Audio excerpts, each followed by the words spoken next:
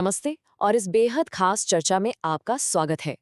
आज हम साहित्य के एक ऐसे पन्ने को पलटने जा रहे हैं जो अपने आप में एक पूरा का पूरा युग समेटे हुए है। जरा सोचिए, एक ऐसा कवि जिसने कोई भारी भरकम महाकाव्य नहीं लिखा, किताबों के अंबार नहीं लगाए, बल्कि केवल कुछ सौ छोटी छोटी कविताओं की एक ही किताब लिखी और इतिहास में हमेशा के लिए अमर हो गया। जी हाँ, आज हम बात कर रहे हैं लेजेंडरी कवि बिहारी और उनकी अमर रचना सतसई की। चलिए सीधे इस पर आते हैं और देखते हैं कि कैसे कुछ चुनिंदा शब्दों ने सचमुच इतिहास बदल दिया।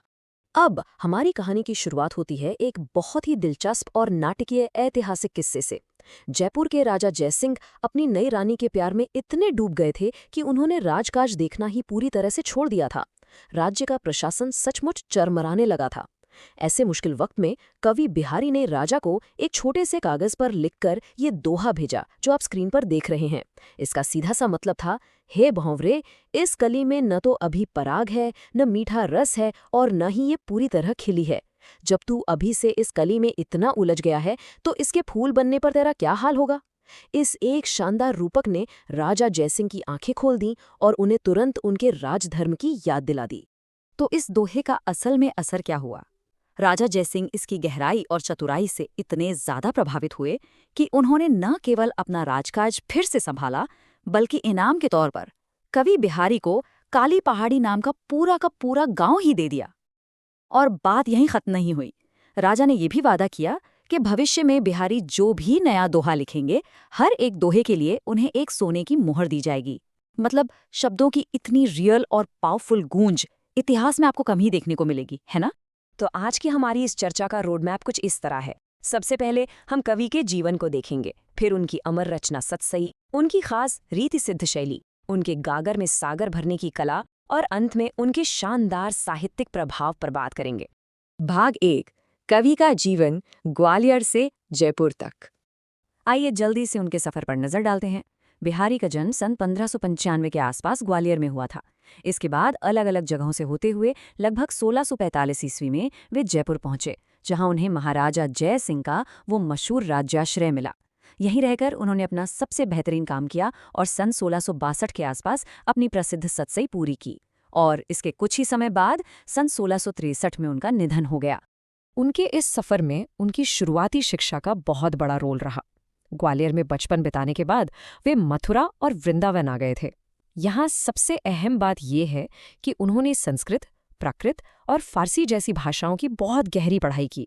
उनका ये जो बहुभाषी ज्ञान था ना, उसी ने उन्हें शब्दों का ऐसा जादूगर बनाया कि वे कम से कम शब्दों में बहुत गहरी और सटीक बात कह सकते थे। भाग 2, अमर रचना बिहारी सतसई, एक ग्रंथ अमर पहचान। अब सतसई को पूरी तरह समझने के लिए हमें पहले मुक्तक को समझना होगा। तो ये मुक्तक काव्य क्या है? देखिए, ये किसी महाकाव्य से बिल्कुल अलग है। महाकाव्य में एक लंबी कहानी चलती है जहां हर कविता अपने आगे और पीछे वाली कविता से जुड़ी होती है। लेकिन मुक्तक में हर एक दोहा अपने आप में एक स्वतंत्र और पूरा ब्रह्मांड होता है। उसका अर्थ समझने के लिए आपको आगे पीछे कुछ भी पढ़ने की जरूरत नहीं होती। और बिहारी इसी मुक्तक शैली के अनडिस्प्यूटेड मास्टर थे। और क्या आप अंदाजा लगा सकते हैं कि इस सतसई में कुल कितने दोहे थे? केवल 700। सत यानी 7 और सई यानी 100। बस लगभग 700 दोहों का ये छोटा सा कलेक्शन इतना पावरफुल साबित हुआ कि इसने साहित्य के इतिहास में एक बड़ा मील का पत्थर ही गाड़ दिया। भाग 3, रीति सिद्ध शैली, नियमों और भावनाओं का अद्भुत संगम। अगर हम उस दौर के साहित्य की बात करें तो रीतिकाल में 2 प्रमुख धाराएं थीं। एक थी रीतिबद्ध, जिसमें कवि बहुत ही कड़े व्याकरण और अलंकार के नियमों में बंधकर लिखते थे। दूसरी थी रीति मुक्त, जो नियमों से बिल्कुल फ्री थीं और सिर्फ दिल की भावनाओं पर फोकस करती थीं। बिहारी वे इन दोनों के बिल्कुल बीच में खड़े हैं, रीति सिद्ध। उन्होंने कोई नियमों की किताब नहीं लिखी, लेकिन उन्हें सारे नियम सिद्ध थे। उन्होंने टेक्निकल परफेक्शन और गहरी भावनाओं का एक ऐसा गजब का संगम पेश किया जो सच में दुर्लभ है। भाग 4, गागर में सागर, दोहे की कला और संक्षिप्तता। आपने वो कहावत तो सुनी ही होगी, गागर में सागर भरना, या अंग्रेजी का वो मशहूर कोट, ब्रेविटी इज आर्ट, यानी संक्षिप्तता ही कला है। बिहारी इस बात का जीता जागता सबूत थे। उनकी इस कला के बारे में ये उक्ति बहुत फेमस है, जो आप स्क्रीन पर देख सकते हैं। सतसैया के दोहे, ज्यो नाविक के पीर, देखने में छूटे लगे, घाव करें गंभीर। ये कितनी शानदार उपमा है। उनके दोहे किसी शिकारी के छोटे से तीर की तरह हैं, जो दिखने में तो बहुत मामूली लगते हैं, लेकिन जब वे दिल पर लगते हैं ना, तो उनका असर और उनका घाव बहुत गहरा होता है। और हाँ, उनके ये तीर सिर्फ कोरी कल्पना या शब्दों की बाजीगरी नहीं थे। बिहारी ने असल जिंदगी को बहुत करीब से देखा था। उनका हर एक दोहा मानवीय भावनाओं और वास्तविक जीवन का एकदम सटीक चित्रण करता है। वे सिर्फ ख्यालों में नहीं खोए थे, वे यथार्थ को उकेर रहे थे। उदाहरण के लिए स्क्रीन पर दिख रहे इस दोहे को ही लीजिए। इसमें उन्होंने एक ऐसी लड़की का वर्णन किया है जो बचपन की दहलीज पार कर यौवन में कदम रख रही है। बचपन की मासूमियत अभी पूरी तरह गई नहीं है और जवानी की चमक आनी शुरू हो गई है।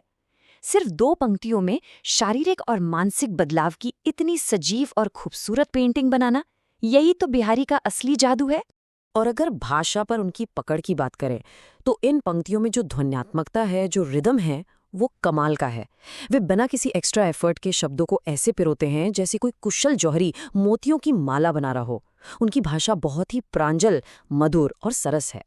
भाग 5 साहित्यिक प्रभाव, एक अमिट छाप। तो आखिर उनकी विरासत क्या रही? सच कहूं तो इसका दायरा बहुत विशाल है। प्रसिद्ध पश्चिमी विद्वान ग्रियर्सन ने तो यहां तक कह दिया था कि पूरे यूरोप में बिहारी सतसई की टक्कर की कोई रचना ही नहीं है। आचार्य रामचंद्र शुक्ल जैसे कड़े आलोचकों ने भी उनकी कला की जमकर तारीफ की है। और एक दिलचस्प बात, रीतिकालीन ग्रंथों में सबसे ज्यादा टीकाएं या कमेंट्रीज बिहारी सतसई पर ही लिखी गई हैं।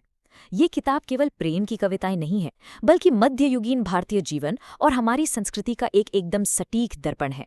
अंततः बिहारी लाल साहित्य जगत पर जो छाप छोड़ गए हैं, वो वाकई अद्भुत हैं। वे केवल एक कवि नहीं थे, बल्कि जैसा कि आप यहाँ देख सकते हैं, वे मानवीय भावनाओं और हमारी सांस्कृतिक धरोहर के एक कुशल चितेरे, यानी एक मास्टर पेंटर थे। और अब खत्म करने से पहले मैं आपको इस विचारोत्तेजक सवाल के साथ छोड़ना चाहता हूँ। आज के इस फास्ट पेस डिजिटल दौर में, जहाँ हमारा अटेंशन स्पैन या ध्यान केंद्रित करने की क्षमता लगातार कम होती जा रही है, क्या हम 17वीं सदी के इस महान कवि की संक्षिप्तता की कला से कुछ सीख सकते हैं? कम से कम शब्दों में अपनी बात को सबसे गहराई से कैसे कहा जाए? शायद ये कला आज पहले से कई ज़्यादा ज़रूरी है। इस चर्चा में हमारे साथ जुड़ने के लिए आपका बहुत बहुत धन्यवाद। इस बारे में सोचिएगा ज़रूर।